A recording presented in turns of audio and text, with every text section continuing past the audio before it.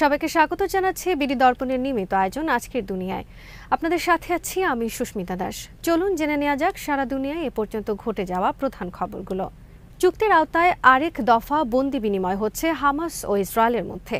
গাজার স্থানীয় সময় বৃহস্পতিবার বিকেলে এই বন্দি বিনিময় হওয়ার কথা। হামাস এদিন মুক্তির জন্য জিম্মিদের একটি তালিকা মধ্যস্থতাকারীদের মাধ্যমে সরবরাহ করেছে।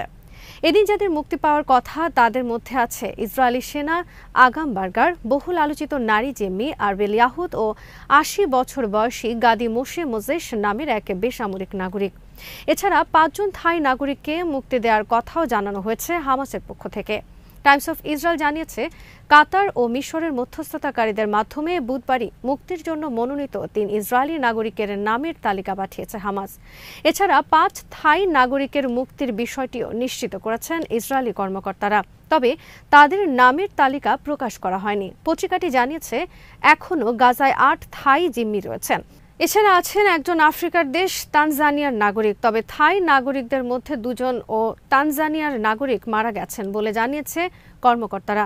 ৩ ইসরায়েলি নাগরিকের মধ্যে একজন আছেন হামাসের সামরিক শাখা আল কাসাম ব্রিগেডসের হাতে, বাকি ২ জন ইসলামিক জিহাদের হাতে, যে কারণে তাদের ভিন্ন ভিন্ন সময় ও স্থানে মুক্তি দেওয়া হতে পারে। সাধারণত হামাস জিম্মিদের মুক্তির ক্ষেত্রে আন্তর্জাতিক রেড ক্রস সংস্থার হাতে তুলে দেয়। এরপর রেড ক্রসের কর্মীরা তাদের ইসরায়েল সীমান্তে সেনাদের কাছে হস্তান্তর করে। বৃহস্পতিবার মুক্তি পাওয়া ৮ জিম্মির বিনিময়ে ১১০ জন ফিলিস্তিনিকে ছেড়ে দেওয়ার কথা রয়েছে ইসরায়েলের। এ প্রসঙ্গে বলা হয়েছে, মুক্তির অপেক্ষায় থাকা এই ফিলিস্তিনিদের মধ্যে ৩২ জন যাবজ্জীবন কারাদণ্ড, ৪৮ জন দীর্ঘমেয়াদী কারাদণ্ড এবং ৩০ জন অপ্রাপ্তবয়স্ক কারাবন্দী রয়েছেন। ১৯ জানুয়ারি থেকে শুরু হওয়া যুদ্ধবিরতি চুক্তির আওতায় এর আগে ৪ ইসরায়েলি সেনা ও ৩ বেসামরিক নাগরিককে মুক্তি দিয়েছে ফিলিস্তিনি মুক্তিকামী সংগঠন হামাস। আগে মুক্তিপ্রাপ্ত সবাই ছিল নারী। ইসরায়েলের পক্ষ থেকে শিরি বিবাস নামের এক নারী জিম্মি ও তার ২ সন্তানের বিষয়ে জানতে চাওয়া হয়েছে। চুক্তি অনুযায়ী জীবিত শিশু ও নারী বন্দীদের আগে মুক্তি দেওয়ার কথা রয়েছে। এরপর নারী সৈন্য ও বয়স্করা মুক্তি পাবে। অন্যদিকে এদের বিনিময়ে ইসরায়েলি জেলখানা থেকে মুক্তি পাবেন ফিলিস্তিনিরা।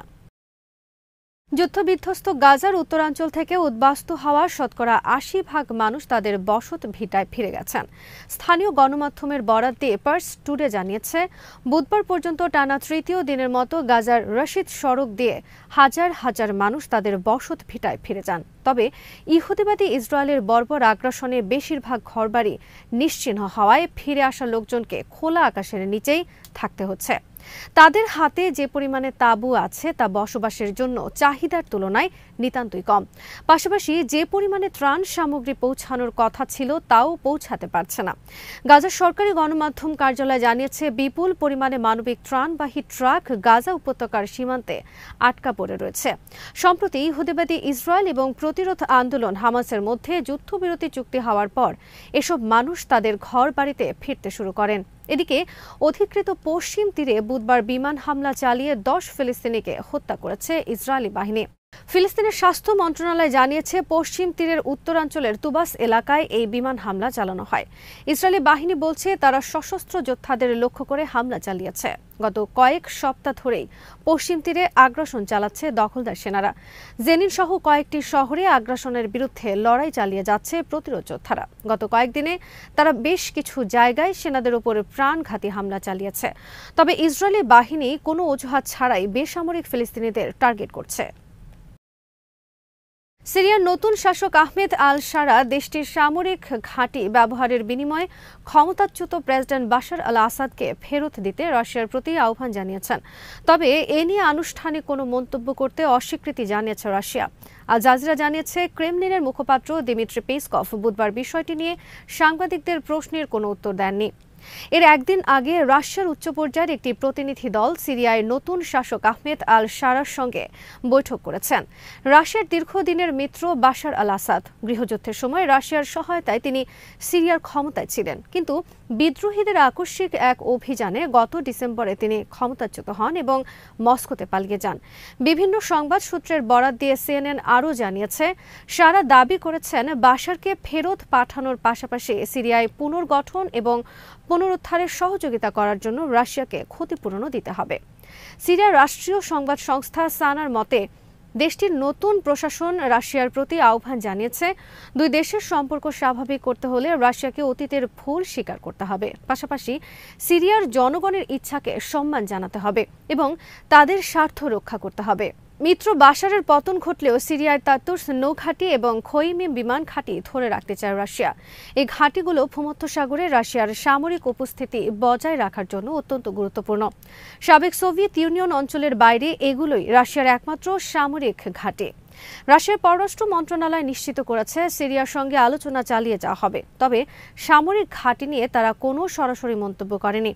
একটি সিরিয়ার সূত্র রয়টার্সকে জানিয়েছে, রাশিয়া সিরিয়ায় তাদের ভুল স্বীকার করতে নারাজ এবং দুই পক্ষ এখনও কোনো চূড়ান্ত চুক্তিতে পৌঁছায়নি। এদিকে সিরিয়ার বিদ্রোহীদের নেতা আহমেদ আল শারাকে দেশটির অন্তর্বর্তীকালীন প্রেসিডেন্ট হিসেবে ঘোষণা করা হয়।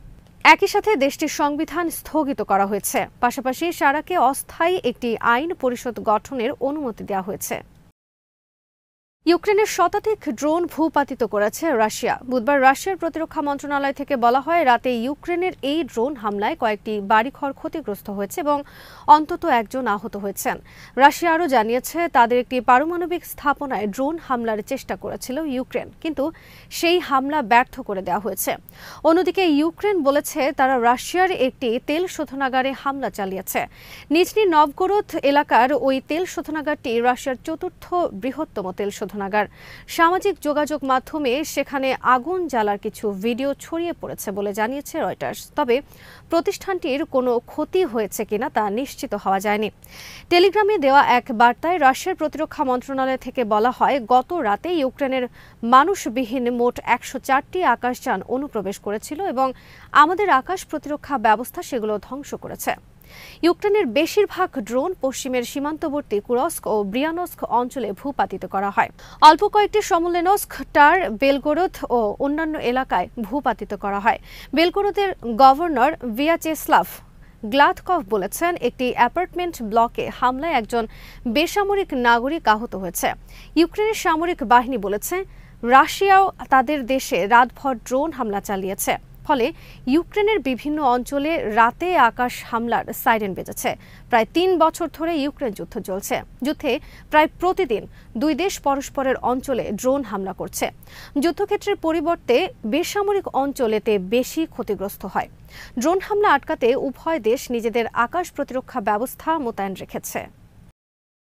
যুক্তরাষ্ট্রের রাজধানী ওয়াশিংটন ডিসিতে মাঝ আকাশে হেলিকপ্টারের সঙ্গে সংঘর্ষের পর নদীতে বিধ্বস্ত হয়েছে একটি যাত্রীবাহী উড়োজাহাজ।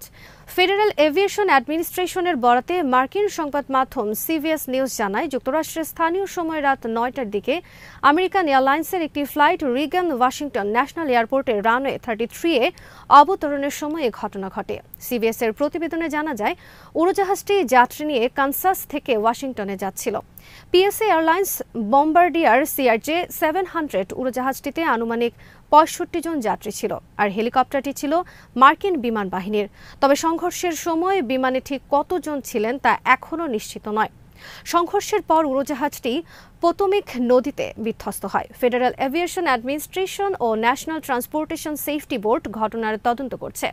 কর্তৃপক্ষ এক্সে একটি পোস্টে জানিয়েছে, উদ্ধারকারী নৌকা নদীতে অনুসন্ধান চালাচ্ছে। ওয়াশিংটন ডিসির জরুরি সেবা দল রিগান ন্যাশনাল এয়ারপোর্টে উপস্থিত হয়েছে। দমকল বাহিনী ও উদ্ধারকর্মীরা ঘটনাস্থলে উদ্ধার কাজ চালাচ্ছে। যুক্তরাষ্ট্রে চলমান অভিযানে গ্রেফতার অবৈধ অভিবাসীদের একাংশকে কুখ্যাত গুয়ান্তানামো কারাগারে পাঠানোর ঘোষণা দিয়েছেন প্রেসিডেন্ট ডোনাল্ড ট্রাম্প। সম্ভাব্য সেসব বন্দীদের জন্য কারাগারের ধারণ ক্ষমতা বৃদ্ধির নির্দেশ দেওয়া হয়েছে বলেও জানিয়েছেন তিনি। ওয়াশিংটনে হোয়াইট হাউসে আয়োজিত এক ব্রিফিংয়ে এ প্রসঙ্গে যুক্তরাষ্ট্রের প্রেসিডেন্ট বলেন, যাদের আমরা গ্রেফতার করেছি তাদের মধ্যে এমন খারাপ কিছু লোকজন রয়েছে যে তাদেরকে নিজ দেশে ফেরত পাঠানো আমাদের জন্য ঝুঁকিপূর্ণ, কারণ সেসব দেশ তাদের ধরে রাখতে পারবে কিনা তার কোনো নিশ্চয়তা নেই। ট্রাম্প বলেন, আবার আমরা তাদের যুক্তরাষ্ট্রের ভূখণ্ডেও রাখতে পারছি না। এ কারণেই এই অপরাধীদের গুয়ান্তানামো পাঠানোর সিদ্ধান্ত নেওয়া হয়েছে। আমরা চাই না যে তারা ফের মার্কিন ভূখণ্ডে ফিরে আসুক। সম্ভাব্য নতুন কয়েদিদের জন্য গুয়ান্তানামো কারাগারের ধারণ ক্ষমতা বাড়ানোর প্রসঙ্গে মার্কিন প্রেসিডেন্ট বলেন, অনেকেই হয়তো ভাবছেন যে নতুন কয়েদিদের জন্য কারাগারের ধারণ ক্ষমতায় চাপ পড়বে।